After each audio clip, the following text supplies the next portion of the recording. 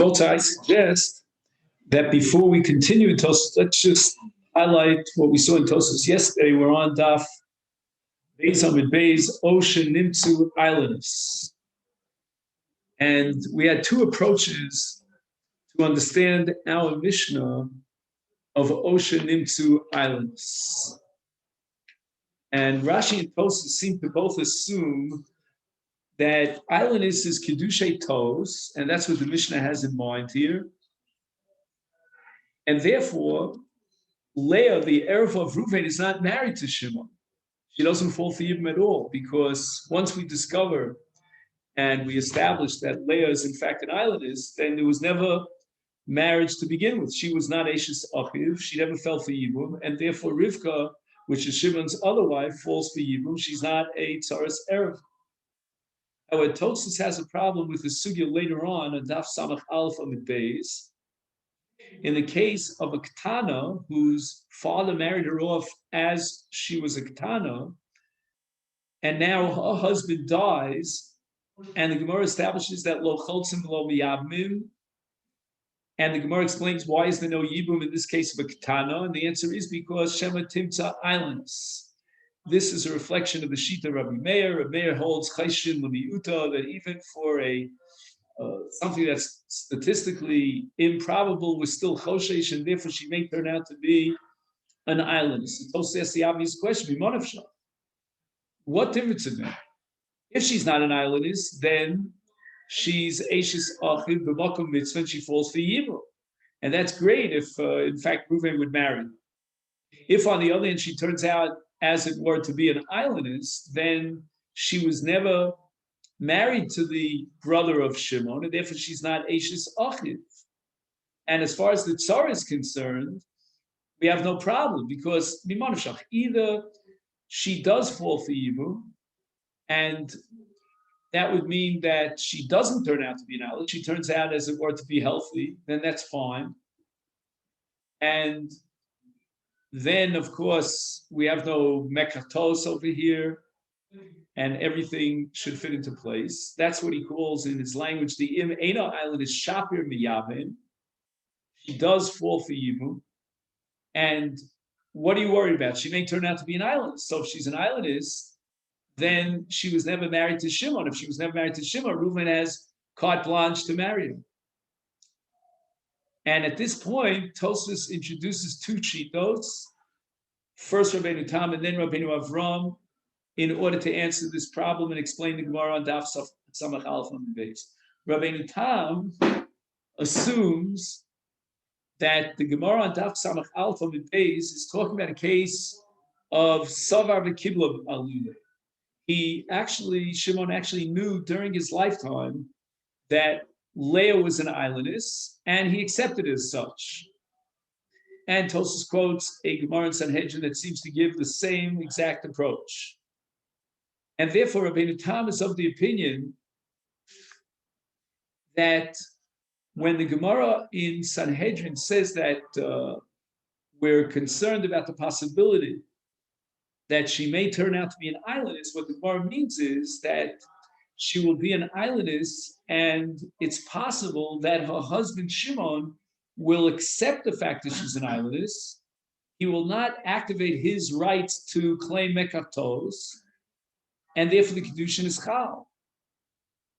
And if the Kedushin is in fact Chal, then she becomes Eishes Achiv. And if at the same time she's an Ereva, then she doesn't fall for Yibum, and she is Eishes Achiv Shalom B'makom Mitzvah. And that's why we have to consider, says the Gemara over there on Samach Aleph, the possibility that Leah, will turn out to be an islandess, and yet Shimon is happy and he's willing to accept that marriage. In such a case, Shimon is married to Leah. Leah is an heir to Reuven, and she will pater up Hatzara Rivka. That's the Gemara on Daf Samach Aleph. That's what's going on over there. In our sugya, on the other hand, we're not talking about a scenario of Kibla Iluye, where he accepted her as such, and he wants to validate the marriage and continue, even though she's an islandess. But rather, we completely nullify the marriage because she is a mekatos situation if he wasn't makabel the fact that she's an islandess. Rabbeinu Avram says the following, that in our Mishnah, we're talking about a case where she was discovered and declared, established to be an islandess during the lifetime of Shimon. And Shimon made a statement that I'm makpid, I don't want to be part of this marriage. That establishes his marriage to Leah as Kedushay Tos. And as a result, there is no marriage to Leah, and Rivka falls for Yibum to Reuven. She's not an Ashes, she's not a Tzoras Erev. However, in the case of Kana, what we're afraid of is that perhaps we will only discover that she is an islandess, li'achar misa. And now we don't know what would have been the response of Shimon had he known during his lifetime that she is in fact an islandess. Dilma, that perhaps im hayakayim, if he would be alive, lo hayamak, he will accept that marriage, and therefore the kedushin is not kedushay tos. And Tosfos objects to this interpretation of Rabbi Avram based on a Tosefta, because the Tosefta says, with regard to our mission of Nimtza Islanders, Tzarasei Mutaros, that it's Bein B'chai Abal, Bein Liachar Misa, that it doesn't matter when we discover that she's an islandess, whether it's during the lifetime of Shimon or after his death. Now, during the lifetime of Shimon, we have the explanation of Rabbi Avram, and it fits like a glove, that he decided he doesn't want to remain married to him. So therefore, the Mishnah is right at saying that it's Kedushay Tos. But how could the Brisa, according to Rabbi Avram, interpret our Mishnah even in the case of Liachar Misa, when according to Rabbi Avram, in Liachar Misa, we have to raise the possibility, theoretical possibility, that had Shimon known in his lifetime, then he might have decided that he wants to remain married to her. In other words, the Tosefta seems to assume as an absolute premise that if Nimsa islandess, it's a Mekach Tos situation. Why? How can you say in an absolute way that even if we discover that she's an islandess, the Achar Misa, nevertheless it's Mekach Tos, and the Tzara falls for Yibum? How do you know it's a Mekach Tos? According to Rabbeinu Avram, the possibility exists that had he, Shimon, found out about it during his lifetime, he would have decided that he wants to remain married to her. And therefore the Tzara becomes Tzaras Erevin so far as Leah is an Erevin to Reuben.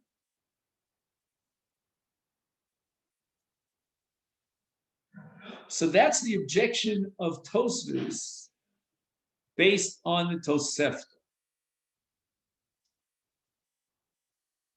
Now, there is a possibility of interpreting this Tosefta in light of the Shita of Rav Asi, which we mentioned yesterday. And this is a sugya on Daf Yud Beis. Rav Asi, well, let's start with Rav. Rav is of the opinion that the din of the Mishnah of islandess, Sarasa Muteres, applies whether or not the brother finds out about the fact that she's an islandess, because in any event, she's not Ru'uya Laholid. She doesn't have the possibility of giving birth, and therefore she's excluded from the Zikas Yibum, and she therefore cannot pater Patzah. Rav Asi, on the other hand, disagrees. He says that our Mishnah is talking about a case where the brother, meaning Shimon, did not know, he never found out during his lifetime that she was an islandess. And therefore, we're going to assume that it's a Mekach Tos. So again, just to summarize, Rav Asi is of the opinion that in our Mishnah, Saras Islandess Muteres, because of the principle of Mekach Tos, the Mishnah is talking about a case where the Baal did not know that she was an islandess. We discovered that Liachar Misa. And the Tosefta establishes that even though we found out after his death that she was an islandess, we're not going to raise the possibility and suspect that perhaps he Shimon, had he known about it during his lifetime, he would have been Makabel. However, Rava, who says that our mission is talking about a case of Ikerba, he knew that she was an islandess. He agreed to remain married to her, but nevertheless, she is out of the parish, out of the ballpark of Yibum because she's Eda Ruila Holy. And we don't really know what the Tosefta is coming to add over here to our Mishnah. Even if we find out she's an islandess Lachar Misa, Hatzaras Muteris, that's not a Chiddush at all. Because even had he known about it during his lifetime, Shimon, and he was Makabal Kedushin, nevertheless the Tzara would be Muteris, because she doesn't fall for Yibum, she's not Ruila Hol. How much more so if he didn't even know that she was an islandess until after his death, where we can add the additional element to the equation of Mekatos. Okay, so this is what we're up to in Tosu. So now we're going to start at V'im Tomar, which you'll see about, I don't know how many lines down, let's say, we'll call it about 15 lines down from the top. V'im Tomar, the Hacha here in our Mishnah, where it says Nimtzu Island, so say Mutaras Mashma, did in the case of Nimtze's islanders after they were married is low boy get. We know that on a Doraisa level she doesn't need a get because it's Kedushay Tos. However, we're going to go one step further, and based on our Mishnah, we're going to establish Afilu Min Rabbanan that the Rabbanan did not institute any sort of exera to require a get, even though they've been living together for so many years as husband and wife. The I'll prove it to you, says Tosus, boy, if the Rabbanan would require a get, that means Midrabbanan she's considered Ishto, and the Rabbanan recognizing the marriage to an islandess as a valid marriage only on a Rabbanan level, then the din would be that the islandess would fall for Yibum together with Hatzara, and Haisa Tzara, Tzarasa, Oletzes, Velomis Yabemis, notes whenever there is a get to Rabbanan, then the tzara of that woman who requires a get min Rabbanan requires chalitza. Kidisnan, b'maslisin kol sheyachol l'mayin v'lo mi'ana. The Mishnah says that if she could have been b'ma'enes and she didn't do so, tzarasa choletzes v'lo misyabemes, which means that as a result of the fact that there were kiddushim d'Rabbanan, that means the Rabbanan validated this kiddushin in the case of a ketana. Shehisi'ua ima or acheha, she requires a get, or at least miyud b'Rabbanan, and therefore choletzes v'lo misyabemes. Again, as far as the Doraisa level is concerned, this ketana who's an erva has no kiddushin. But Midrabanan there are Kiddushin, and therefore Midrabanan, Hatzara is a Tzaras Erva, and therefore the island is, in this case, Tzarasa would fall for Yibum, and the only way of explaining our Mishnah that the Tzara is Muteres because the Ketana who turned out to be an islandess is not in the parsha of Yibum is because an islandess doesn't even need a get. That even Rabbanan we don't recognize her condition. In other words, the Rabbanan left well enough alone without touching the Din Doraisa, and it's not like the case of Kiddushay Achera or Imo, which requires Miyud, which means that the Rabbanan recognize that marriage on a Rabbanan level, and there the Din is going to be Choletzes V'lo Misyabemes. Here, there's no problem whatsoever. There's no issues to this erva because she's an islandess, and there's no issues even b'Rabbanan to an islandess. And B'Ksubis, in Perek Almana, Tnan, we have a Mishnah on Daf Kuf Amid Beis in Masechet Ksubis, Amama Enes. So again, we're talking about a Ketana that has Kedushin d'Rabbanan, and in order to leave that Kedushin, to terminate that Kedushin, she has to do a Ma'asav Miyun, and she has to make a declaration, the Efshi Bach, I don't want to be married to you. V'ashniya, and the Isha, Hainu Isha Asura Labaila the Isa Midire Sofrim. Okay, Shnia is what's called a secondary erva, which the Rabbanan prohibited, the Torah never prohibited, and we'll talk about Shnia Slarayas later on. There are islanders who's not capable of having children, and therefore Kedushin or Kedushay Tos, when they go out of their marriage, Ein Lahem Ksuba. They don't receive a Ksuba. In the case of Noah Enes, since she was the one who initiated the so-called separation, and the Baal himself is not rejecting her, she walked out on the marriage, therefore she has to realize she's forfeiting her rights to the Ksuba.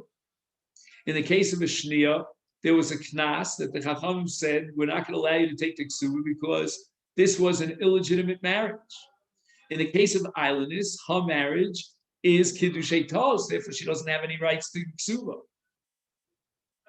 So now Tosfos asks the following question: Mashma, it seems that dafka ksuba, no, it's as far as the aspect of mammon is concerned, there we're going to be mekil, and we're going to say that an islandess does not get ksuba. But the implication is, Hagita boy. But as far as the din of Ishus is concerned, we have to be machmir and require a get. And I'm going to prove to you that whenever it says in Chazal, ksuba einlo, what they mean is that she doesn't get a ksuba, but she gets a get. She has a get without a ksuba. The Hachi Daik Hamadir, the Gemara in Perek Hamadir and Ksuba Sadaf Ayin Gimel, quotes a Mishnah. The Mishnah says that if a man marries a woman stam, he didn't stipulate what his kepedos are. But nimtza sheyesh aleh nitaru, and now he finds out that she has taken upon herself all sorts of vows, and he didn't know about those vows. The Mishnah says that he could be motzi her without a ksuba. He could say, I don't want to marry a woman who takes nitarim, who's flippant about accepting upon herself pledges.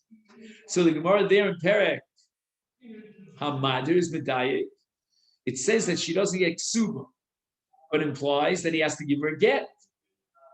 Tosfos says now we have a stira, because our Mishnah says that an islandess does not require a get, as we proved at great length.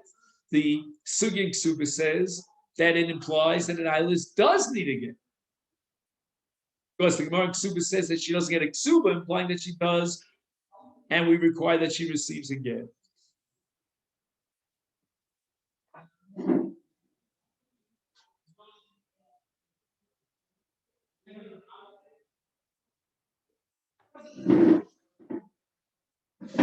Yeshlomar Tosfos offers two answers to this question. The Be'emes island is Eino Tzricha get. In truth, an islandess does not need a get, as we derive from our Mishnah. Behada Hasam bearing Subis in the Mishnah of Mima'enes.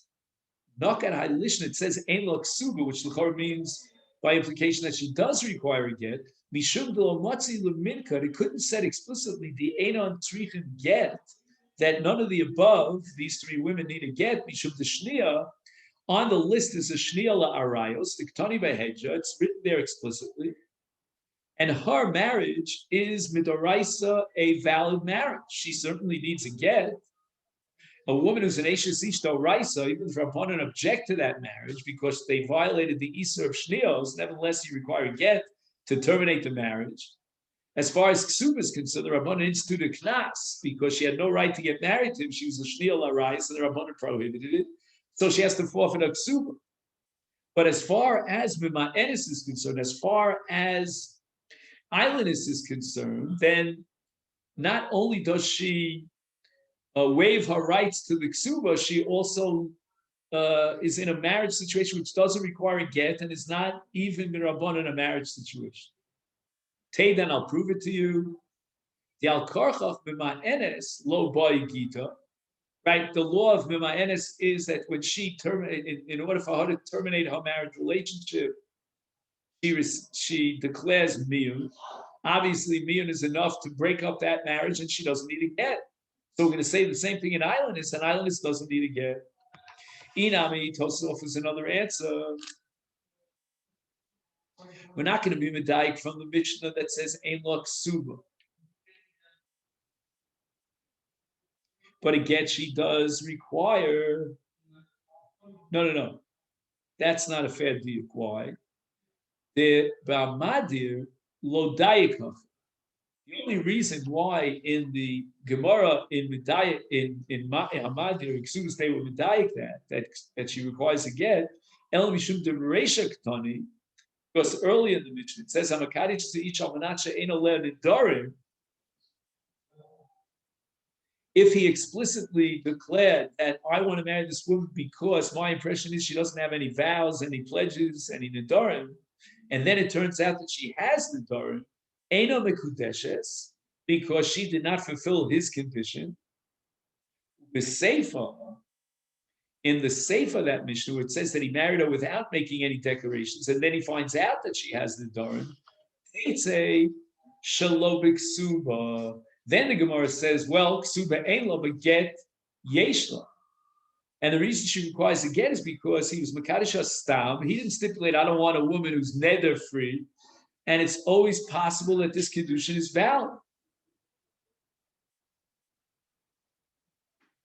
V'hodesnan v'sholeach hamotzi ishto mishum eilenis lo yachzir. We have a Mishnah in Gittin on Daf Vav Beis quoting Rabbi Yehud, who says that after he divorces his wife, who's an islandess, then he should not remarry her. Is Mefarish, the Gemara explains the reason why he's not allowed to remarry her is Mishum Kilkula. We have to worry about the fact that her Baal might be Mekalkil her. What does that mean? Teshemat inose liacher, the yila banim. Maybe she'll get married to some other man after we found out that she was an islandess. She'll have children from that man. The Yomar, and he, the first husband, will make a declaration that if I only had known that she could have children, I would never have been Megarish. Nimsa get bottom. If he makes this declaration, well, now that I know that she can give birth, I regret the original gerushin. So he's in effect invalidating the get. And if the get is invalid, then when she gets married to another man, that's a bias ashes ish, and her children are mamzeret, because the get to the first husband is bottom. So when she gets married to a second husband, she was really still an ashes ish. We'll only find that out when she has a baby from her second husband. So therefore, we're going to say to him, deliver a get and make the stipulation that you understand you will never remarry. And therefore, you will never try to be mavatal the get because you have declared your commitment that you'll never remarry. But mashma, it seems from this takana that an islandess boy get. If you're going to tell me that an islandess doesn't require a get, so what's this whole takana that he should deliver a get and make a declaration that he should never remarry her? It seems clear that she requires a get. Omeri, the answers that I have to assume that if it becomes clear that she's certainly an islandess, beyond the shadow of a doubt, she would not need a get. Awesome, that's sugya gittin, which seems to imply that she needs a get. Iri, it's talking about a case of motzia mishum suffix islands. What's a suffix islands? The ain't simonu nikarim. Yof, she doesn't have obvious physical manifestations of an islandess biologically. But on the other hand, she doesn't have simonim of a normal bogeres, and therefore we put her in that suffix category. Is she an islandess? Is she not? In such a case, we require a get, misafik. In a case of a vare islandess, then there's no requirement to get, as we saw in our Mishnah. Teida, I'm going to prove to you that the Mishnah in Perek HaMotzias Ishto is talking about a suffix islandess, the Ktani B'Seifa, This is the she married somebody else after the get from the first husband, and she had children from the second husband. It must be that she's not an islandess. So why did the first husband divorce her? That was only because of a Suffolk islandess. But for Ilu, Vade Islanders had it been discussing a scenario of a Vade Islandess, then ein la refuah. There's no refuah for an islandess. She can never have children. So therefore, we must be assuming that we're talking in the ratio there about a case of Suffolk islandess, and that's why she needs a get. Now, how do I know that an islandess ain't la refuah? Orel, this is a sugya in Yevamot. Pligi Rabbi Akiva Rabbi Lazar b'sris chama.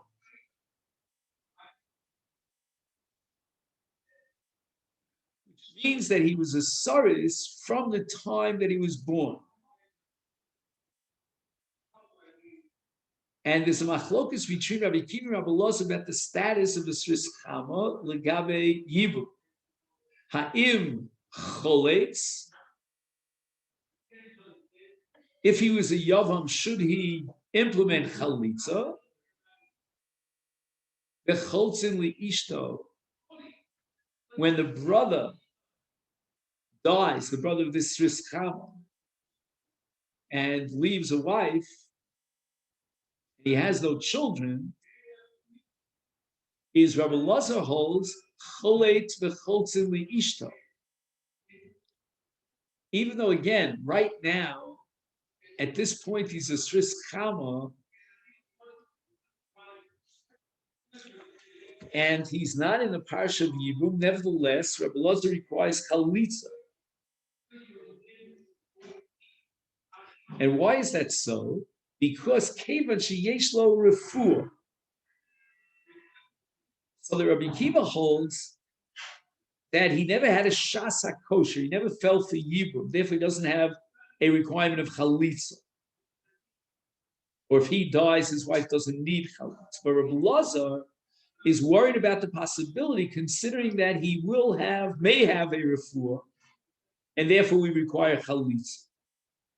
And as we said before, Rabbi Akiva disagrees, and he says, since at the time of the Yibum, he was not royal yabem, therefore there's no requirement of chalitza. But the whole machlokas, notice, is in the case of the yavam who became a sris chama, who was born of sris chama. But by islandess, and the Mishnah there says, Lo choletzes for lo misyabemis lo matzinu lo ashkehan de peliga. We don't find that Rabbi Lazar disagrees. Why not require chalitza according to Rabbi Lazar for the same reason he required chalitza in the case of a sris chama, that maybe he'll have a refuah, and therefore I conclude that there is no refuah for an islandess. That's why Rabbi Lazar, who disagrees in the case of sris chama and requires chalitza, he consents that in the case of an islandess, she does not require chalitza, because only islandess refuah. Is that sris chama? Sris chama is someone who has simonim when he was born that he won't be able to have children. The Rofim say that the way his genital structure is sort of diseased or impaired, he won't be able to have children. And according to Rabbi Lazar, that's only a suffix. You can't rely totally on the Rofim; they can't know for sure. And therefore, we're going to require chalitza for his wife. But we don't find that in the case of islandess, Rabbi Lazar objected to the din that's written in the Mishnah of Eino choletzes ve'eino misyabemis. Tosfos proves from that in the case of an islandess, ein la refuah. So any case that we find that an islandess who got a divorce from her first husband after she was determined to be an islandess, and then she married a second husband and had children, it means that in the first round it was a Suffolk islandess. If it was a Vade islandess, then ein la refuah. Now Tosfos asks, Afal gav de b'kiddusheha al t'nai. If a man makes a t'nai, she'ein oleh nidorim v'konses stam, and he made that tonight the Shas Erison, and then at the time of the Nisuin, he did not repeat the Tanai, is Ikal Amandiyomar. There's a Mandiyomar in Hamadir, who says the boy gets. In such a case, the fact that he did not reiterate his condition at the time of chuppah indicates that he waived his condition. Forget about my condition. I'm marrying you stam, no matter what, even if you have nidar. And therefore, boy gets, she needs a get. And that's the opinion in Masechet Ksubis of Rav, that since he did not reiterate his Tanai at the time of the Nisuin, therefore he's being mochel al Tanai. He's waiving the Tanai, canceling the original Tanai that he made the Shas Kiddush. So what's this? How is this sugya relevant to our sugya? Tosfos is saying that we see from Rav in the Masechet Ksubis on Daf Ayin Beis that if he didn't repeat the Tanai at the time of the Nisuin, then we assume that he dropped the Tanai that he recited, that he proclaimed and enunciated at the time of the Erison, is therefore, in a case where he said at the time of Kiddushin, I'll marry you, I'll ask that you're not an islandess, why don't we assume that since at the time of the chuppah, of the Nisuin, he didn't reiterate that condition, let's say he was mochel on the Tanai. And in such a case, he can't divorce her without giving her a get, other than a get. So Tosfos says that when do we say that he was mochel her in the case of Konsastam Hainu Dafka B'Shar Mumim? That's only in any mum except for the case of islands. And we assume that if she had some sort of blemish that might bother him or Nidarim, and he didn't reiterate his kpeda, his absolute concern about this at the time of the Nisuin when he took her into the chuppah, he was mochel apparently. That's okay, because there's always a person who's mochel those kind of situations. Maybe he decides to be mochel; he'll accept her even with the darim. Aval island is shum adam eno mochel. When a person gets married, he assumes that he's marrying a woman who could bear children. And even though at the time of the chuppah he didn't say a word, nevertheless, we have every reason to assume that he is only marrying her on the condition that she can bear children. So the fact that he didn't reiterate the Tanai at the moment of chuppah, even Rav would agree in the case of islanders, that there's no indication that he was dropping the ball on his kpeda. Afilu la'bayit in the first time, in the case of Kiddush Tanai becomes a stam, she requires a get, because b'shas Nisuin, he agreed to marry her, and therefore you might argue that even in the case of islanders, the fact that b'shas Nisuin he agreed to marry her. Now, Nisuin or chuppah means yichud, means they're going to have a relationship, an intimate relationship. And then we have a principle, ein adam osa bilaso bilas nus. He agreed to marry her, apparently, even if she's an islandess, because ein adam boel bilaso bilas nus. Tosfos says that's not a catch. When do we apply the principle of ein adam osa bilaso bilas nus hainu b'shar mumim? There are some very common blemishes and possible barriers, objections to marriage. And therefore, Masechet Yevamot, he should raise that possibility. And if he went ahead and he took her into the chuppah, which means yichud, and they had intimacy, is b'daito afilu yeba mumim, nevertheless, he's boil l'shem kiddushin. He wants ishus. Not sure why Tosfos mentions kiddushin. He could have mentioned the suit. Anyway, Aval island is lo shchiach lo Masechet Yevamot. It doesn't even cross his mind that she might be an island. It's such a rare phenomenon. And therefore, we're not going to assume that just because he was kontestam and he didn't expressly formulate his kpeda about the fact that she's not a ma'at. That's not going to give us reason to believe that he was mochel on her being an islandess. And therefore, we have to assume that he would certainly not want to be married to if she's an islandess. And if he was choshesh from an islandess, then mishum chashash islandess lo yeh boel shem kedusha. Then he would not be mochel. But again, as a general rule, we don't assume that he thinks she might be an islandess. Okay, now I gave you a number of pages. See if you can find a page that says on it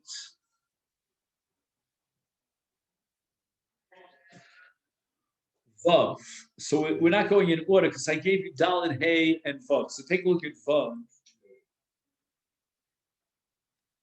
And the last paragraph on page Vav, he quotes a Totsa Rush that sheds a light on the sugya that we learned last week about a nida. What happens if Shimon dies and his wife falls even to Reuven, and she at that moment, this Yevamah, is a nida. And Tosis and the Rush, they say that not only is she in the Parsha Gibra, Misya Bemes, and that means we'll wait till she goes to Mikvah, and she's Mitayar Hatumas Nida. But even if he would have a relationship with her, meaning Reuven would be Ba al Eshes Achiv, the wife of Shimon, when she's a Nida, he would still, the Yavam be Makai the Miss of Yibum, and he would acquire her as an Eshes Ish. And we see this in the Gemara Psachim, if you recall, that establishes that if a person is boiled b'shogeg, yevim tokshi nida eno chayav chatos. The reason for that is because he was makayim a mitzvah, and you never bring a korban chatos, even if you violated a severe Yisur Kares, if you were occupied with a mitzvah. Tosis now comes to the conclusion that based on the Gemara Psachim, we see that if a man was miyabein his sister-in-law, and she was a nida at that time, then the yibum is an absolute valid yibum. He's makayim the mitzvah of yibum, and she becomes a full-fledged Eshes Ish. And at this point, he quotes a kasha from Rav Shimon Shkop, which you'll see in the footnote number Ayin Tes.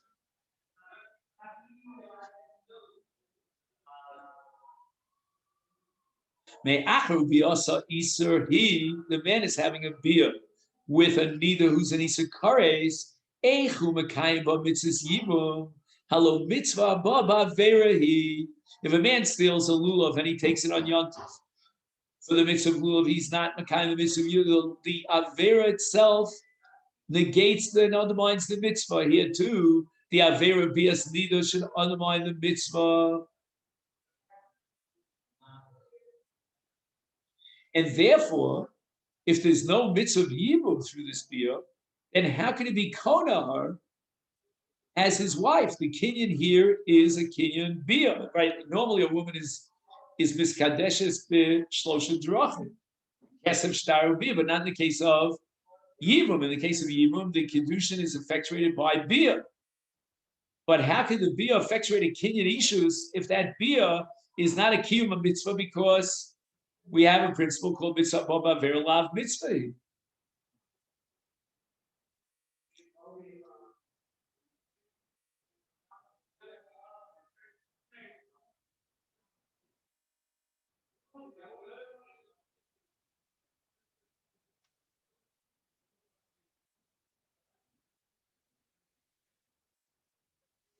Now again, since this kinyan of ishus is a result of the mitzvah of yibum, because if there's no mitzvah of yibum, he cannot be kona. She's achim, she's an erev.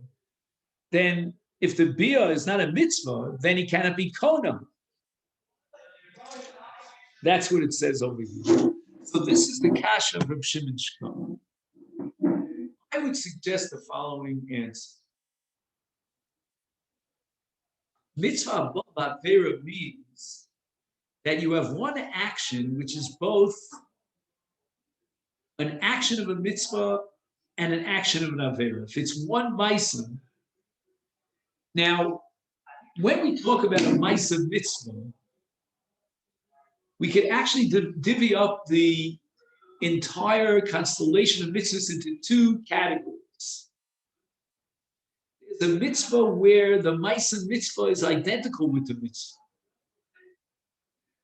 But there's another mitzvah where the Maisa mitzvah is only a conduit. It's what we call in Hebrew an emtza'i. It's a method by which you create some sort of entity, some sort of kalos, some sort of a change in status, a kinyan.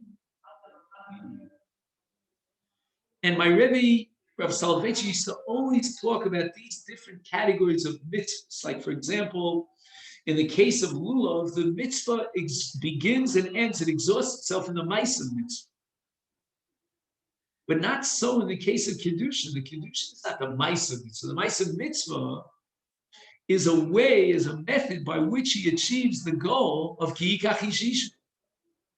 The Ishus is the mitzvah. The Torah is commanding us in the Ishus, in this marriage relationship. Now, in the case of Yibum, it's a little bit more complicated than a standard case of Kiddushin.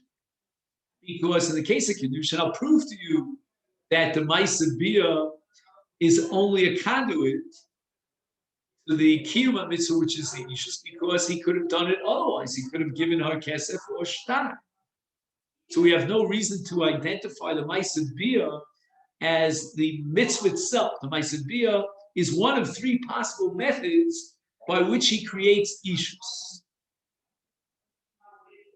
In the case of Yibum, it's a little bit more confusing because in the case of Yibum, there is no kesef or shtar. The Torah only recognizes one single method of fulfilling this mitzvah of Yibum, and that's Bia. So we're more inclined to think that the Maisa Bia is a mitzvah per se. But I don't believe that that could be a tenable position because the Torah says explicitly,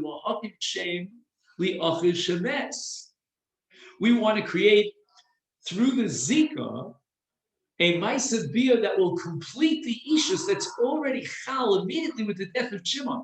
There's already the beginning, the fledgling part of Ishus between Shimon's wife and Ruvain, even before Ruvain implements the Maisa Bia. The Maisa Bia is just the clincher to complete the Zika. Zika is Ishus. And now that Ruvain is Miyabein, the wife of Shimon, now that relationship becomes a marriage relationship from which they can have a child, and he's Kori al Shem Achim Shemes. So obviously the Torah is not interested in the Maisa Bia. The Maisa Bia per se in this case is fat. I mean, he's having Bia with the wife of his brother. I mean, that itself is, but the answer is that he's going to create an Ishus as a result, and that Ishus is going to replace, so to speak, the Ishus that she had to his late brother Shimon. Now, here's the question. In the context of mitzvah bava Pharaoh, does that principle apply universally in all cases? Or one can ostensibly logically argue that it only applies to the first category, which is the classic mitzvah, where the mitzvah itself is the Maisa mitzvah. The entire Kiyum mitzvah lies inherent in the Maisa mitzvah. And now that Maisa mitzvah is a Maisa Avera, you want to give a status of a Maisa mitzvah to a Maisa Avera, those are mutually exclusive. But what do we say in a case where the mitzvah has a Maisa mitzvah? That's not really the Kiyum mitzvah, the Totsas HaMaisa, the Ikar, the primary goal is what is the impact of that Maisa. The impact of the Maisa mitzvah is to create a Kinyan Ishus. So we're going to say that because through this Maisa being violates an Isser Nida by being Baal Nida, therefore there's no Kinyan Ishus. And why? Because it's a mitzvah baba Avera. I'm not sure that that's so. I mean, one could argue that in such a case, there's no mitzvah baba Avera. The mitzvah itself is only a conduit to set up a kinyan. And the kinyan per se is the kinyan ishus that the Torah is interested in, because the Torah wants in Lakim generally often to be miyabim, the wife of his late brother. So let's take a look at the language of Shimon Shkar And let's see if by chance we can somehow fit this into his language. And he says, just 1 second.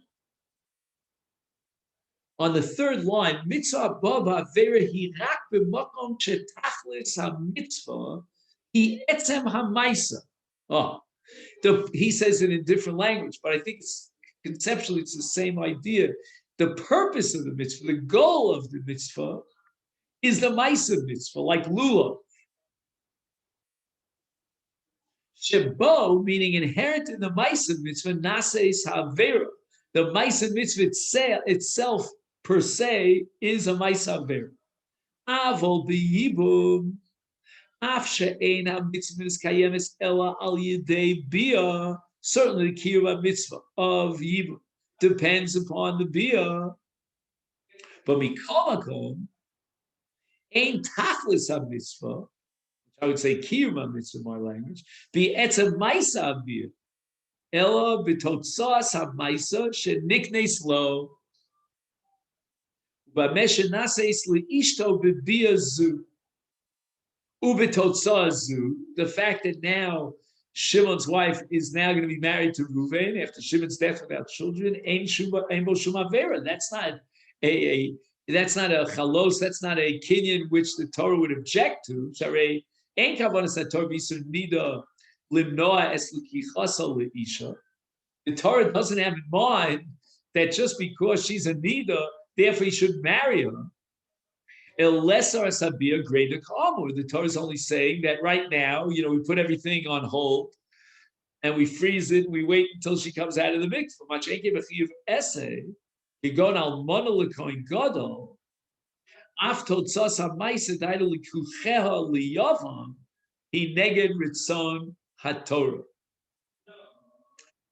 again, this is a sugya. I'll tell you here where it is.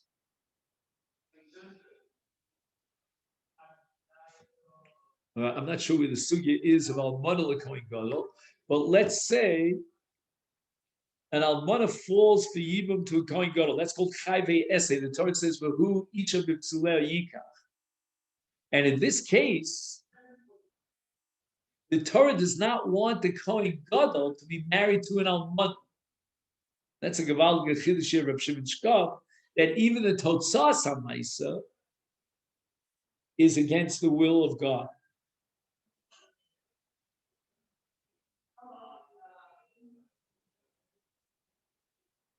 Right, he has the sugya tmura.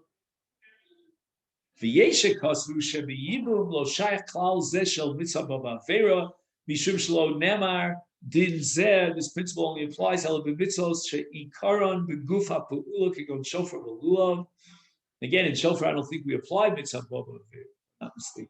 Avol kol mitzvah she'ikara ibet totza'asa kegon yibum shikar mitzvasi liftar sa yivama mizikasa le'isha. Af shenasis ba'avera yatzi dechovasa yisof sof ba mitzvah el tachlisa. This is the Birkat Shmuel, the Imrei Moshe. This is the Talmid of Reb Chaim. But basically, they're saying the same thing as Reb Shimon. And now I want to go back to page Dalet over here. And we're going to talk a little bit about Bita. Now, in order to appreciate what goes on here in this discussion about Bito, we take a look back on Daf Beis Amud Aleph. And in the Mishnah, listing the 15 cases of Erva, the first on the list is Bito. And take a look at Tosfos Dibra Maskel Bito. Tosfos quotes Rashi, which is published, printed on Daf Gimel. Bito me anusasa. Now, what led Rashi to this strange conclusion that the word Bito here doesn't mean that he married Leah and he had a daughter from Leah, but rather he raped a woman outside of wedlock and had the daughter. The Imin Suaso, if he had a marriage relationship, and in that context, the two married spouses had a daughter, then Hainu Bas Ishto. She is the daughter of his wife. And Bas Ishto is listed here amongst the 15 Arayos. The Logarment Neshi Bito, just because she's also the daughter of the Yavam, that's Logara. That doesn't mean that we replace the Bas Ishto Erva with the Erva of Bito.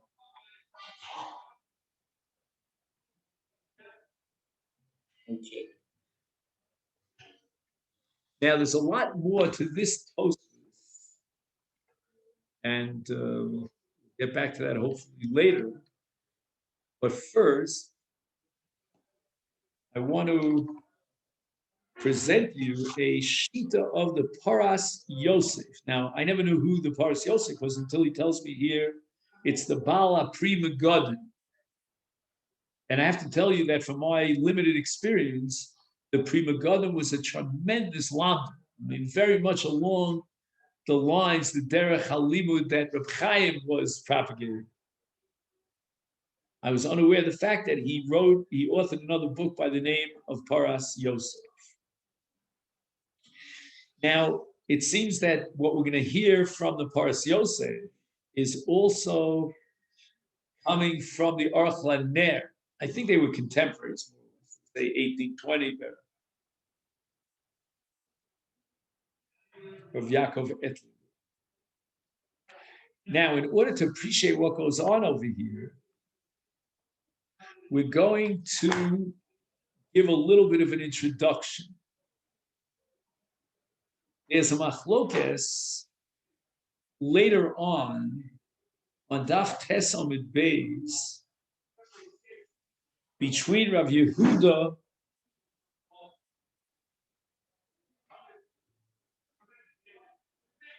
and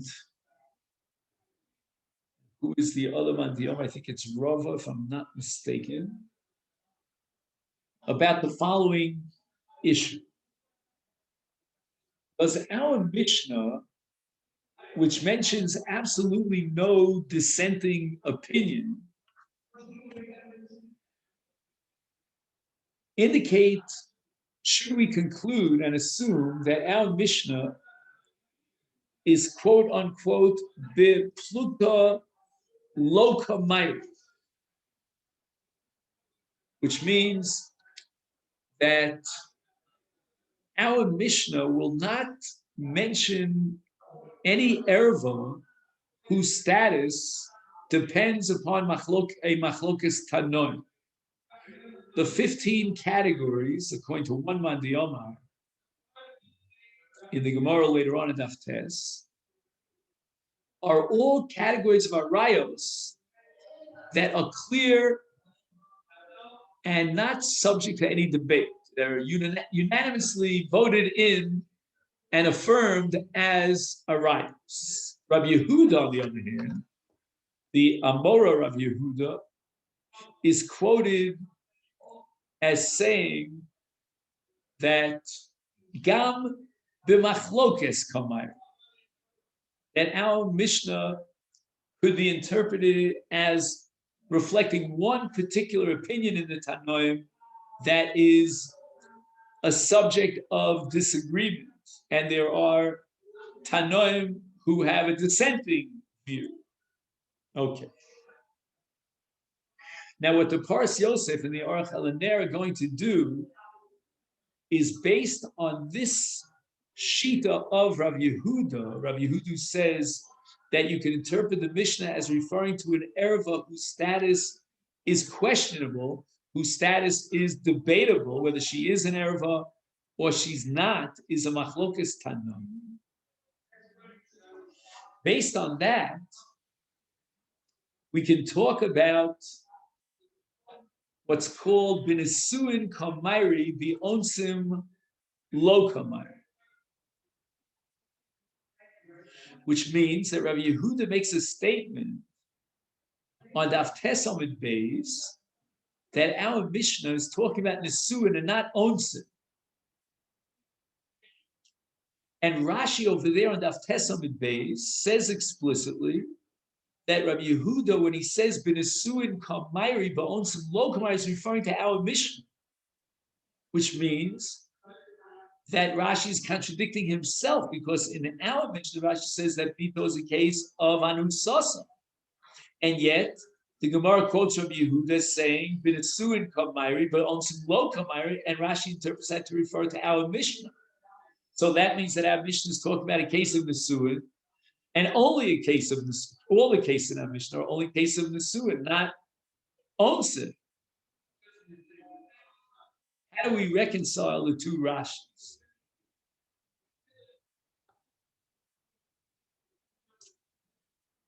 Says the Paras Yosef, since Rabbi Yehuda is the one on Daf Tesam Beis who says B'nesuin kamayri v'onsim lo kamayri,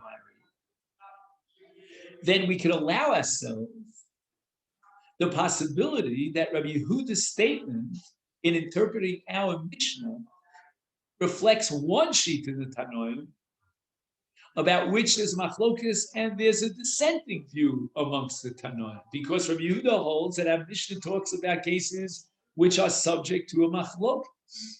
So it could be that when Rabbi Yehuda says, quote, B'nesuin kamayri, b'onsim lo kamayri, he's going according to one particular Tana. And now we have to introduce another sugya. This is a sugya in Masechet Sanhedrin on Daf Ayin Vav Amud Beis, which you'll see here in footnote number Mem Tes, on the bottom right of page down. What goes on in Masechet Sanhedrin? You have many arayos. The Isser of Erev is generated by one's wife. So all the relatives of one's wife are prohibited to you under the general heading of Krove Ishto. So these arayos have in common that they're all relatives of your wife. And here we have machlokas between Rabbi Akiva and Rabbi Shmuel in the Masechet Sanhedrin. Rabbi Akiva says that those arayos apply when they were born during the period of marriage, meaning Reuven is married to Leah, and Leah has these relatives who are alive and well. The relatives of Reuven's wife Leah are now arayos to Reuven. But if Reuven divorces his wife Leah, and then she has children from another marriage, according to Rabbi Akiva, that's a little tricky. He doesn't say that there's no erva, but he says it drops a major drop. Because in the case of, let's say, a daughter of my wife who was alive already before the gerushin, okay? So again, his bas Ishto was born during the marriage relationship. That's a chiv sreifa. That's an erva of the most severe level. Then Rabbi Akiva says, but if his wife Leah was divorced and then she has a daughter, that daughter whose bas Ishto is not included in sreifa, and the Gemara understands in Sanhedrin that according to Rabbi Akiva, she is not an erva. There's an Isser lav, he's not allowed to marry her, but there's no erva relation. There's no kares, there's no sreifa, there's no bisas bez. Whereas Rabbi Shmuel holds that all of the arayos, women who were related to his wife, even if they were born after the gerushin, these are his wife's children, his wife's daughter. She's bas ishto and she remains bas ishto. Even though, and this is the paradox that Rabbi Akiva can't tolerate, even though this little girl was born to his ex-wife, not to his current wife.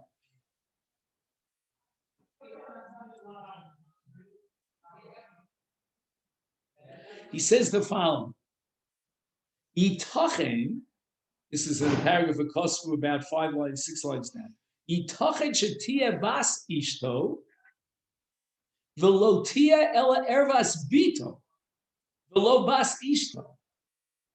there's a possibility of a scenario where she's not included in the category of the Erva Bas Ishto, but yet it's his own daughter. How so? Shehide nechleku Rabbi Akiva Rabbi Yishmael b'chamoso li'achar misas ishto. Im he b'sreifa, because Ramban b'das Rashi sha'af kores ein bol Rabbi Akiva l'das Rambam lo b'chamoso b'lvad nechleku el b'chol krovos ishto li'achar misaso. Li'af b'bas ishto. Not sure what he means by li'achar misos. It should be li'achar gerish. Okay. In any event, here's the punchline. Im kain shapir matzinu lahamid es hamishna al liba de Rabbi Akiva bebito me ishto li'achar misas ishto. Oh, I see.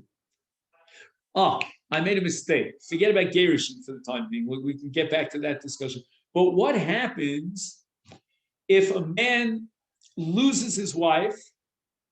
What's the status of the daughter of his wife now in the current situation where his wife is no longer alive? I mean, I can understand that while his wife is alive, he shouldn't be marrying her daughter. But now that she's gone, is he allowed to marry her daughter? Like the case of Achos Ishto, where after his wife dies, he can marry her sister. Maybe the same thing should apply. After his wife dies, he can marry her daughter.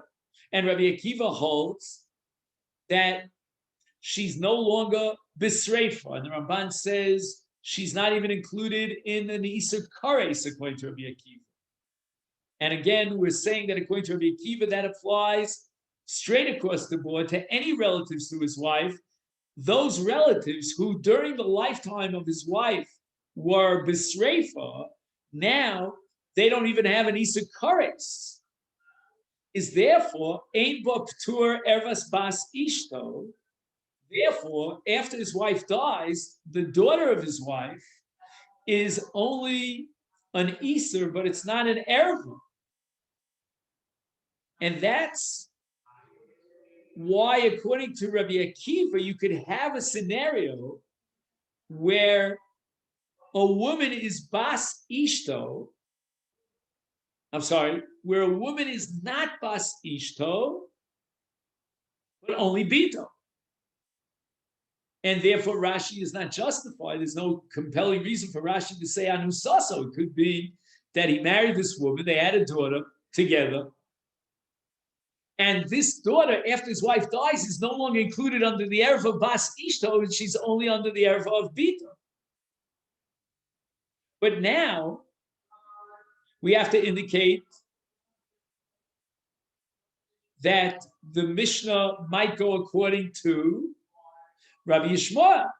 So since we have this machlokus between Rabbi Akiva and Rabbi Yishmael, then according to Rabbi Yehuda, since he holds that Biplukta Kamairi, therefore the Rabbi Yehuda could interpret our Mishnah Biplukta.